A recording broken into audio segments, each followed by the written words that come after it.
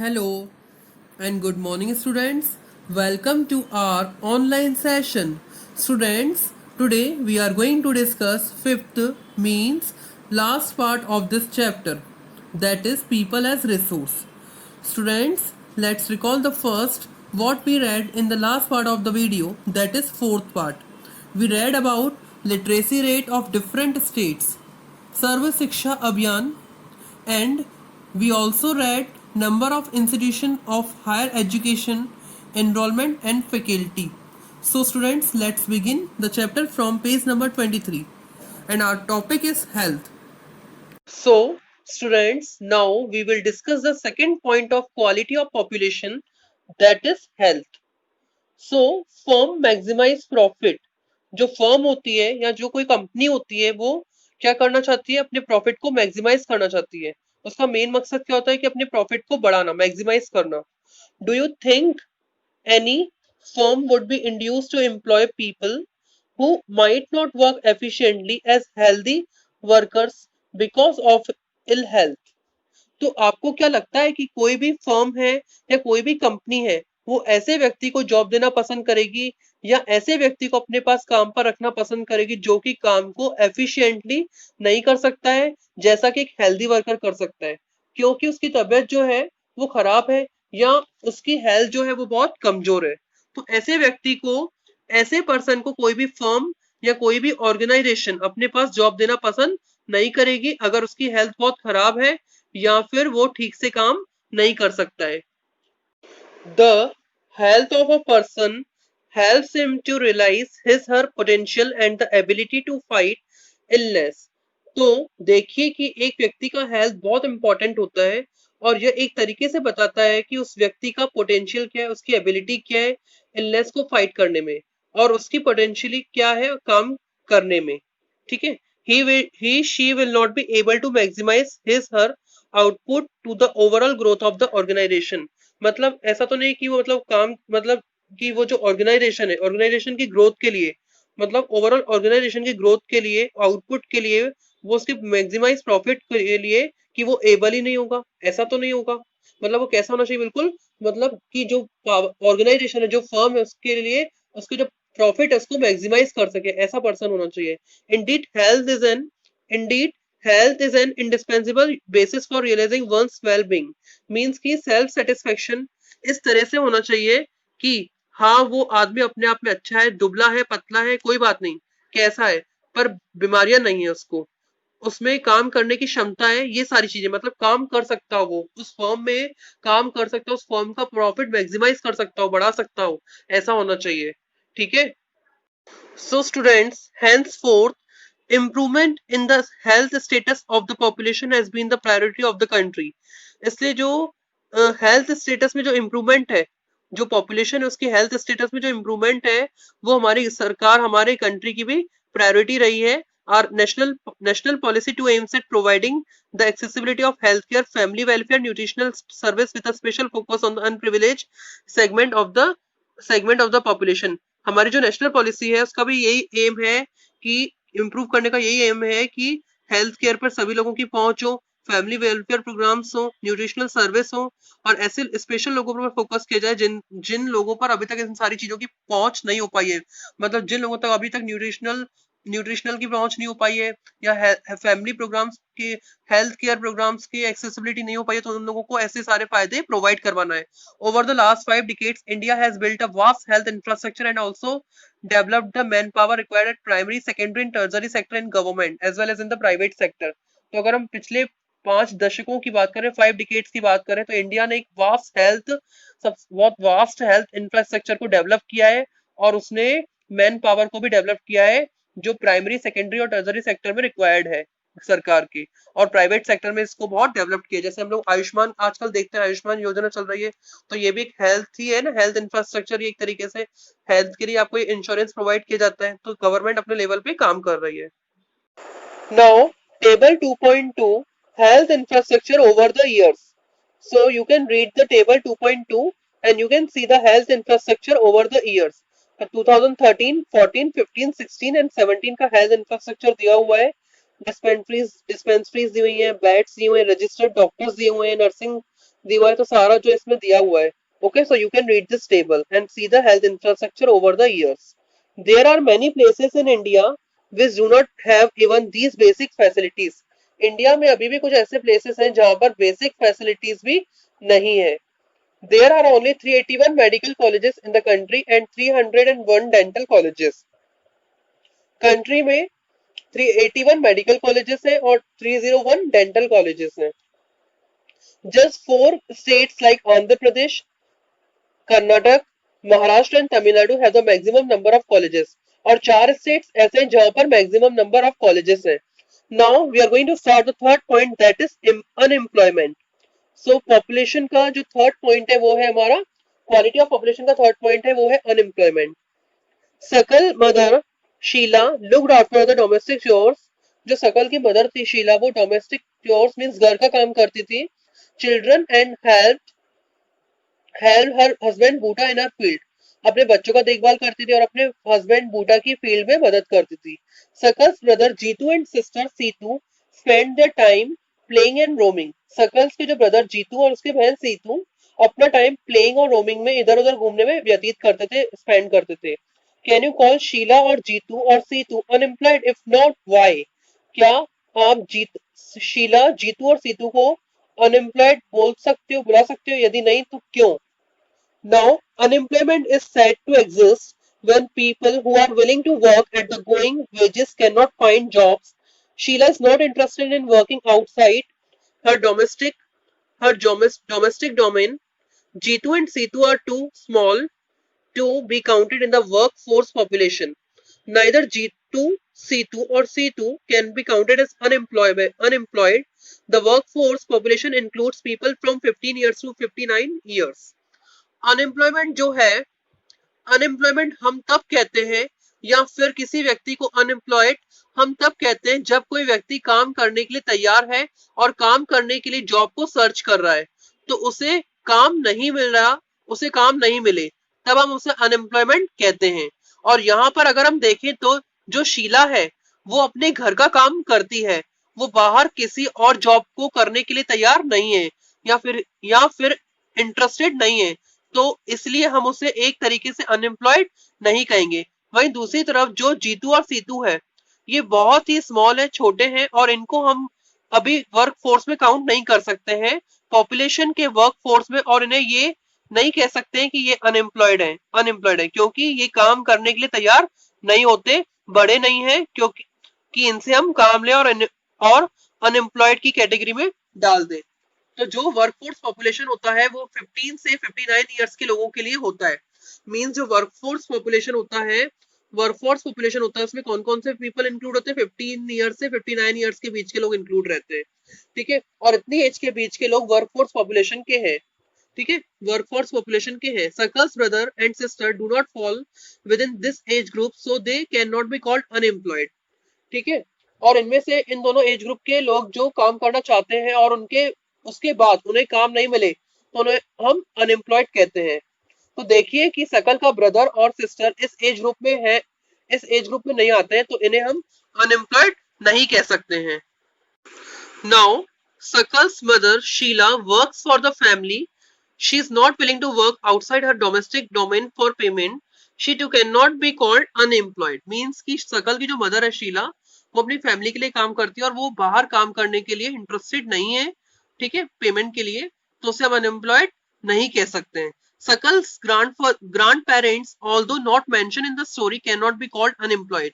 Means जो सकल के जो ग्रैंड पेरेंट्स है उनको इस स्टोरी में इंक्लूड नहीं किया गया, मेंशन नहीं किया गया है, लेकिन हम इतना तो समझ सकते हैं वो 60 इयर्स से अबव ही होंगे, और 60 इयर्स अबव को हम जो 60 इयर्स अबव है उनको अनएम्प्लॉयड नहीं कह सकते हैं, so they cannot be called unemployed. Okay, now in case of India we have unemployment in rural and urban areas. ठीक है, तो इंडिया के केस में जो अनएम्प्लॉयमेंट है वो रूरल और अर्बन एरियाज में पाया जाता है, देखने को मिलता है. However, the nature of unemployment differs in rural and urban areas. लेकिन जो नेचर ऑफ अनएम्प्लॉयमेंट है वो रूरल, गांव और शहर में अलग अलग नेचर का है. In case of rural area there is a seasonal and disguise unemployment. तो ग्रामीण क्षेत्रों में जो है सीजनल और अनएम्प्लॉयमेंट देखने को मिलता है, और अर्बन एरियाज में जो है वो एजुकेटेड अनएम्प्लॉयमेंट जो है वो देखने को मिलता है. Okay. Now seasonal unemployment happens when people are not able to find jobs during some months of the year. तो सीजनल एम्प्लॉयमेंट तब अनएम्प्लॉयमेंट तब होता है जब लोगों को कुछ साल के कुछ महीनों में जो है वो जॉब प्राप्त करने में, जॉब को फाइंड करने में समर्थ नहीं होते हैं, एबल नहीं होते हैं. मतलब उन लोगों को साल के कुछ महीने जॉब नहीं मिलती है, ठीक है, साल के. तो ऐसे जो अनएम्प्लॉयमेंट होते हैं उसे हम बोलते हैं सीजनल अनएम्प्लॉयमेंट.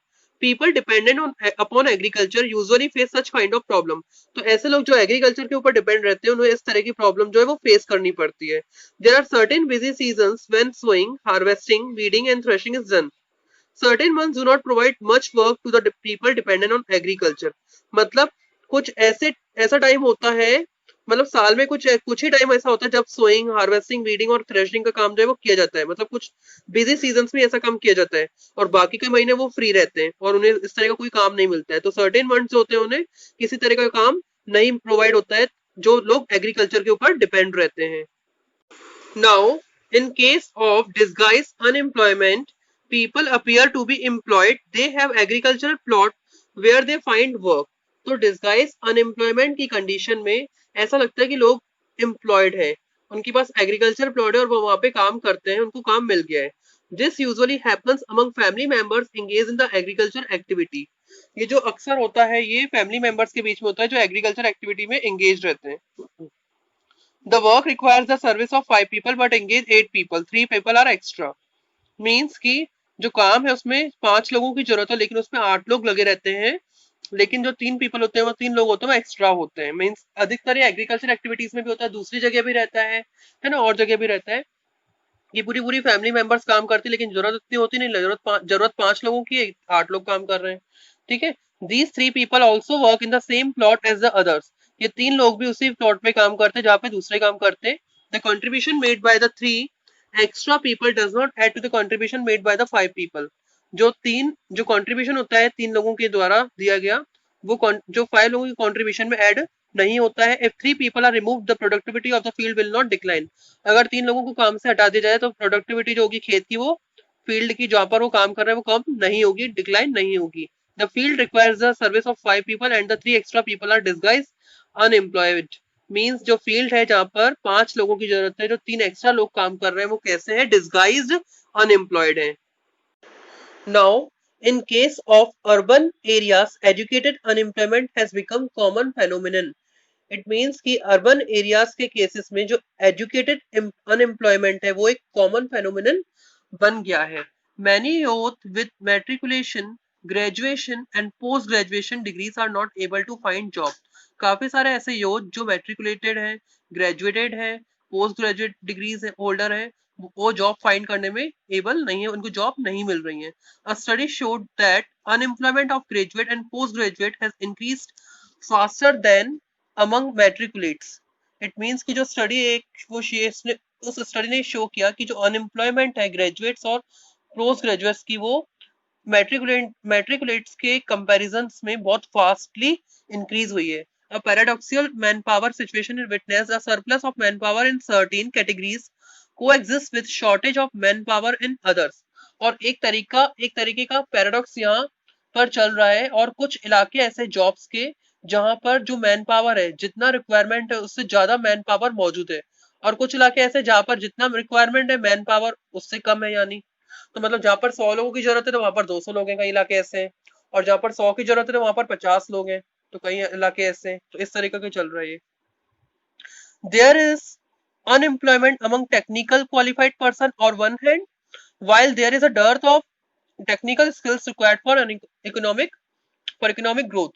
एक तरफ जो टेक्निकल क्वालिफाइड पर्सन है उनको जॉब नहीं मिल रही है, वे अनएम्प्लॉयड है, और दूसरी तरफ अगर देखें जो टेक्निकल स्किल्स रिक्वायर है इकोनॉमिक ग्रोथ के लिए या फिर किसी काम को करने के लिए, उस टेक्निकल स्किल्स की भारी कमी है.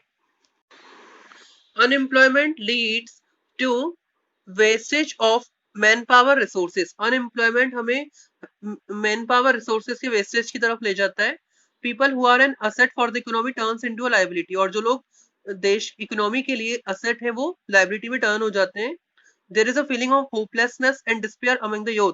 और इससे जो यूथ है उनके बीच में डिस्पेयर, निराशा और होपलेसनेस की फीलिंग जो है क्रिएट होती है। People do not have enough money to support their family, जिन लोगों के पास अपनी फैमिली को सपोर्ट करने के लिए पैसे नहीं है। Inability of educated people who are willing to work to find gainful employment implies a great social waste.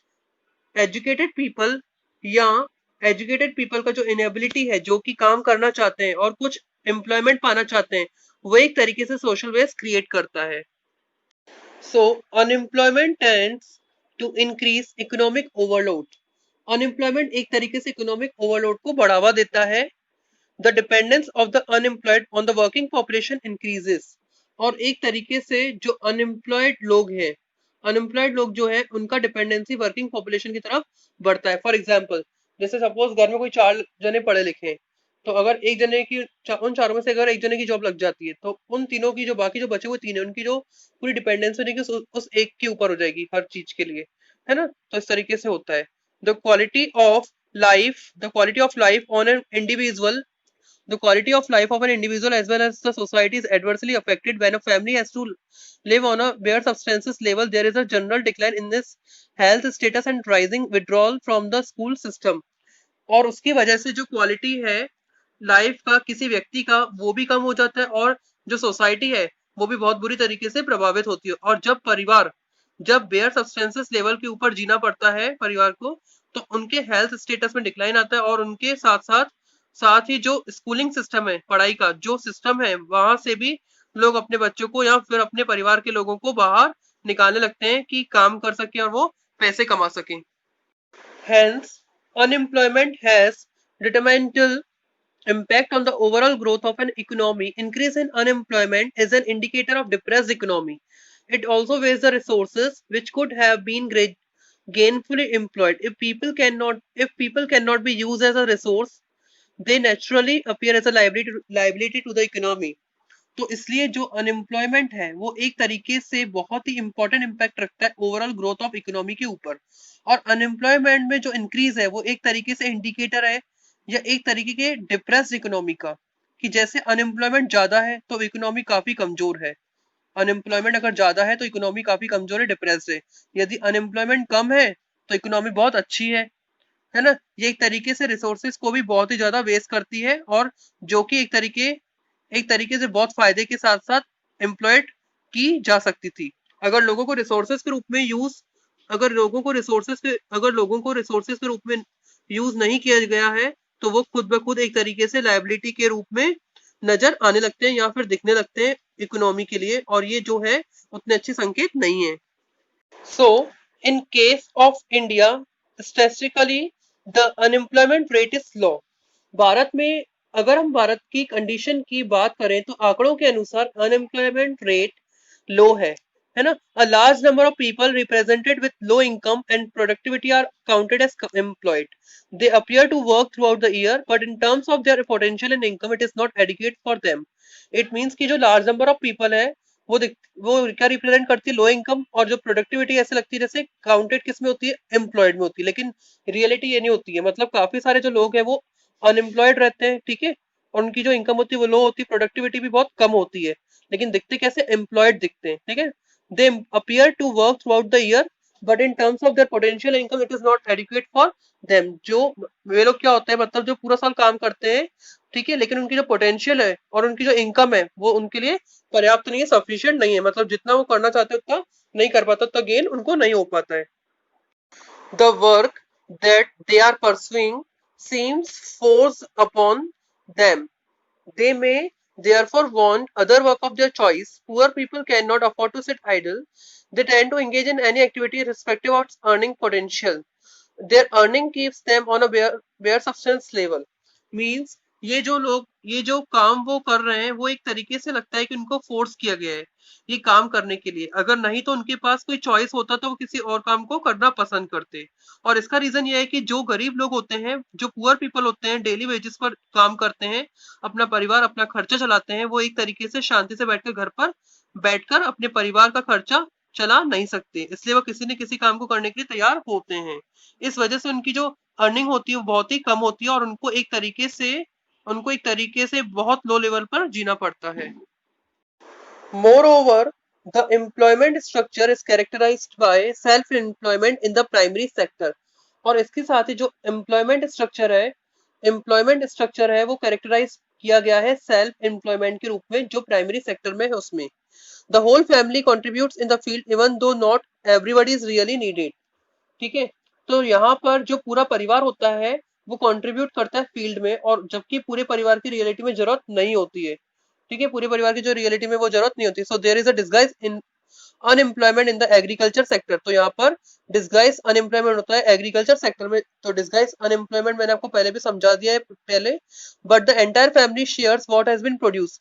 लेकिन जो एंटायर फैमिली मतलब जो पूरी फैमिली होती है वो शेयर करती है जितना भी जो कुछ प्रोड्यूस किया गया है.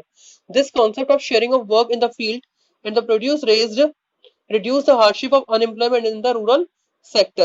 It means कि जो शेयरिंग ऑफ वर्क होता है, जो कॉन्सेप्ट होता है शेयरिंग ऑफ वर्क का फील्ड में और जो प्रोड्यूस किया गया है, ठीक है, मतलब जो हार्डशिप होती है अनएम्प्लॉयमेंट की, जो हार्डशिप होती है, ठीक है, जो भी प्रोड्यूस किया गया है और जो हार्डशिप होती है अनएम्प्लॉयमेंट की, उसको ये रूरल सेक्टर में रिड्यूस करता है, मतलब क्या करता है, कम करता है. But this does not reduce the poverty of the family. Gradually, surplus labor from every household tends to migrate from the village in the search of jobs. लेकिन ये जो है फैमिली की पॉवर्टी को खत्म नहीं करती है, रिड्यूस नहीं करती है. ठीक है. और ग्रेजुअली जो सरप्लस है लेबर का हर परिवार में से, वो धीरे धीरे जॉब की सर्च में विलेजेस से हटकर बाहर जाने लगता है. Now let us discuss about the employment scenario in the three main sectors mentioned earlier. तो चलो डिस्कस करते हैं एम्प्लॉयमेंट सिनेरियो जो तीनों सेक्टर्स में जो पहले मेंशन किया गया है. Agriculture is the most absorbing sector of the economy. Agriculture जो है वो मोस्ट एब्जॉर्बिंग सेक्टर है इकोनॉमी का. In recent years there has been a decline in the dependence of population on agriculture partly because of disguise unemployment. ठीक है. तो कुछ recent years में जो है जो पॉपुलेशन है उनकी जो डिपेंडेंसी है एग्रीकल्चर पे वो कम हुई है, डिक्लाइन हुई है. ठीक है. उसमें डिस्गाइज एम्प्लॉयमेंट भी देखने को मिलता है, डिस्गाइज अनएम्प्लॉयमेंट भी देखने को मिलता है. उसकी वजह से भी हुआ है ऐसा, जिसे हम डिस्कस कर चुके हैं. Some of the surplus labour in agriculture has moved either the secondary और the tertiary sector. It means कि जो कुछ सरप्लस लेबर है एग्रीकल्चर में वो मूव कर चुकी है सेकेंडरी और टर्जरी सेक्टर में. ठीक है. मूव कर चुकी है. The small scale manufacturing is the most labour absorbing. जो स्मॉल स्केल मैन्युफैक्चरिंग है वो भी कैसे मोस्ट लेबर ऑब्जर्विंग है. In case of the tertiary sector various new services are now appearing like biotechnology, information technology and so on. और इसी तरह से टर्जरी सेक्टर्स के केस में कुछ नई सर्विसेज जो है वो अपीयर हो रही है, जैसे बायोटेक्नोलॉजी हो गया, इंफॉर्मेशन टेक्नोलॉजी, और बहुत सारी सर्विसेज वो धीरे धीरे आती जा रही हैं. ओके.